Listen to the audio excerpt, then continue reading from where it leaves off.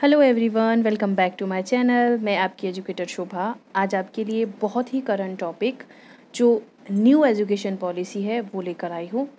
I hope आपको video अच्छी लगे। अगर अच्छी लगे तो प्लीज़ सब्सक्राइब माय चैनल। तो लेट्स स्टार्ट।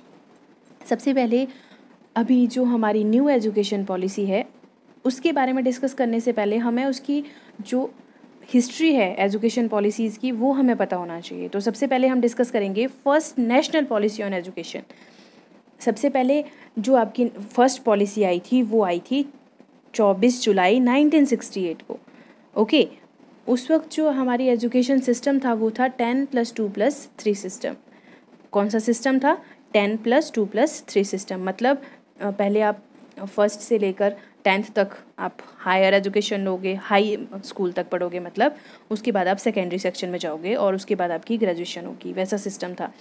और जो आपका सेंटर और स्टेट बोथ गवर्नमेंट वर्क करेगी आपकी एजुकेशन सिस्टम के लिए। और जो आपका सेंट्रल बजट पेश होगा उसका 6% आपका किस चीज़ पे ख़त्म करना है, यानी कि खर्च करना है, वो आपको एजुकेशन पे खर्च करना है। उस वक्त आपका जो फोकस था, फोकस किस चीज़ पे ज़्यादा रह रहा था? टेक्निकल एजुकेशन पे, मॉरल एजुकेशन पे। क्योंकि जो आपका ब्रिटिशर्स थे जब, उस वक्त तक हमारी जो एजुकेशन सिस्टम है वो बहुत डाउन आ गया था।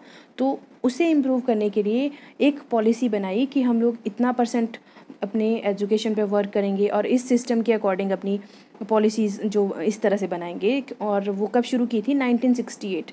और इससे पहले आपका कोठारी कमीशन था। कोठारी कमीशन को भी एक बार आप देख सकते हो कि उसमें क्या सब चीज़ें थी, और उसी के बेस पे थोड़ा सा रिफॉर्म करके हमारी ये एजुकेशन पॉलिसी हम लोगों के सामने बन के आई थी।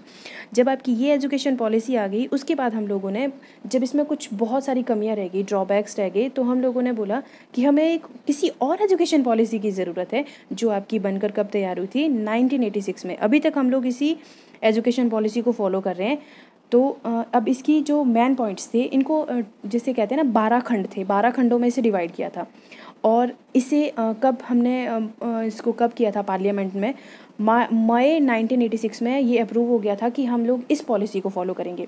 तो इसमें क्या था, जब आपके प्राइम मिनिस्टर कौन थे? राजीव गांधी थे। उस टाइम हमारी 1986 वाली पॉलिसी शुरू हुई थी। सिस्टम वही था, इसे पूरी कंट्री के लिए लागू किया था कि 10+2+3 सिस्टम पूरी कंट्री में, ऑल ओवर कंट्री में हमारे यही सारा सिस्टम चलने वाला है। और जो एजुकेशन थी वो कैसी रहेगी? वो चाइल्ड सेंटर्ड थी, कि जो बच्चे की ओवरऑल डेवलपमेंट होनी चाहिए। चाइल्ड सेंटर्ड मीन कि उसकी फिजिकल, मॉरल, सारी जितनी भी आपकी डेवलपमेंट होती है वो सारी आपकी चाइल्ड सेंटर्ड होगी। ठीक है।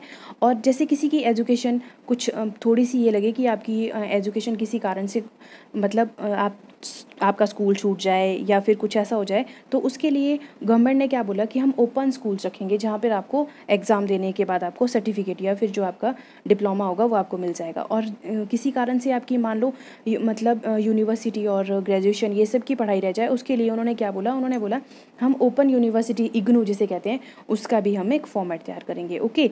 फिर प्राइमरी सेक्शन के लिए उन्होंने ऑपरेशन ब्लैक बोर्ड शुरू किया। एंड आपका Navodaya Vidyalaya for gifted child's के लिए, ये सब उसके मेन पॉइंट्स थे।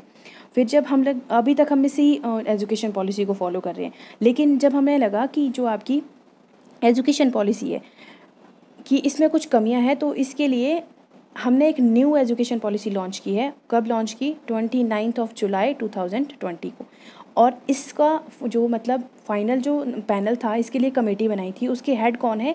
इसके हेड थे के कस्तूरी रंगन। और ये कौन है? ये चेयरमैन इसरो में ये काम कर चुके हैं फॉर 9 ईयर्स। कितने साल में ये इसरो में काम कर चुके हैं? 9 ईयर्स में। आपसे पूछ सकते हैं कि इसके हेड ऑफ कमेटी कौन था। ओके।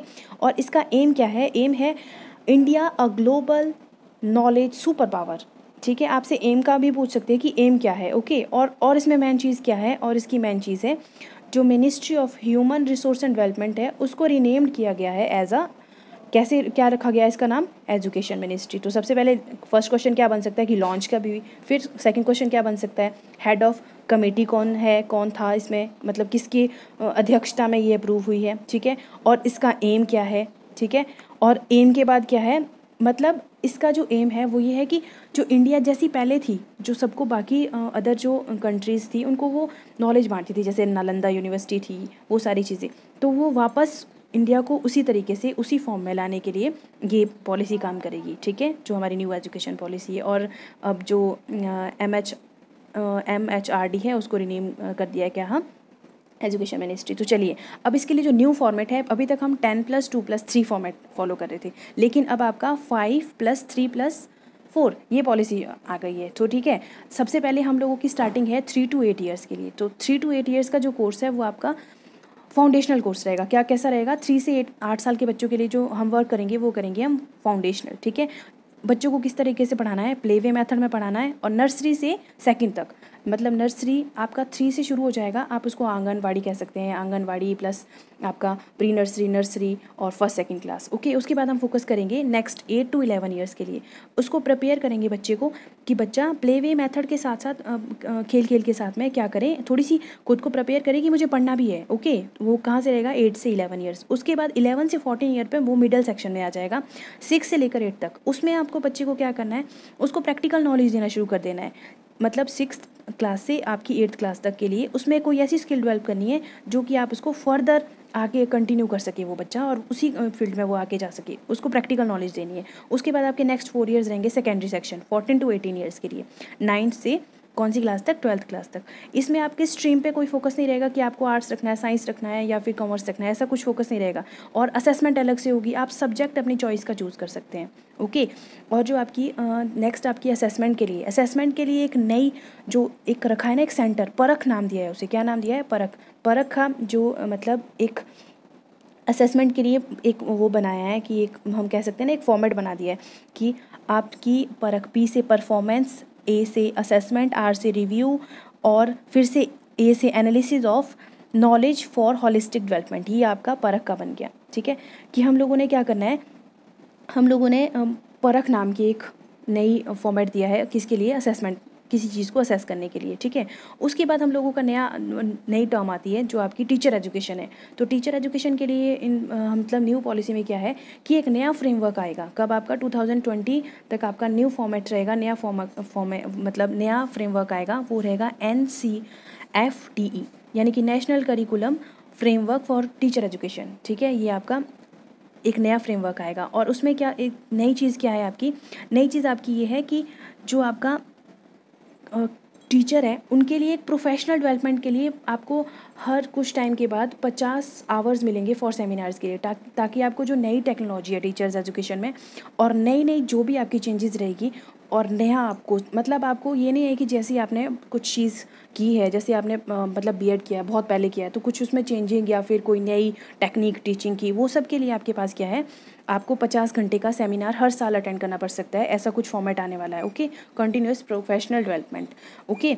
ये आपका कैसे रहेगा, जो आपका नया फ्रेमवर्क है। एक आपका NCF नेशनल करिकुलम फ्रेमवर्क 2005 में आया था, वो आपका किस चीज़ के लिए था, वो आपका स्कूल के लिए था, स्कूल लेवल के लिए था, ओके।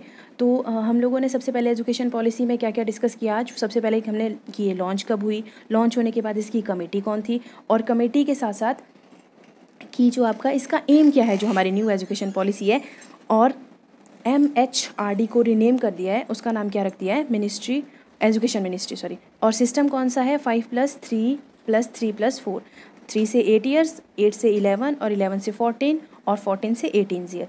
और मतलब फर्स्ट है आपका फाउंडेशनल, फिर प्रेपरेटरी, फिर मिडल, फिर सेकेंडरी, ठीक है। और इसमें स्ट्रीम वगैरह पे कोई फोकस नहीं है कि आप कुछ भी रखो, बच्चे अपने चॉइस के सब्जेक्ट लेंगे, और असेसमेंट के लिए भी कुछ ना कुछ नया फॉर्मेट होगा। उसके बाद हमने असेसमेंट के बारे में पढ़ा कि जो असेसमेंट के लिए एक नया सेंटर रखा है वो है परख नाम दिया है उसे, जिसमें आपका performance assessment, review, analysis, knowledge, holistic development, सब कुछ इसकी इस तरह से कुछ असेस करना पड़ेगा बच्चे को।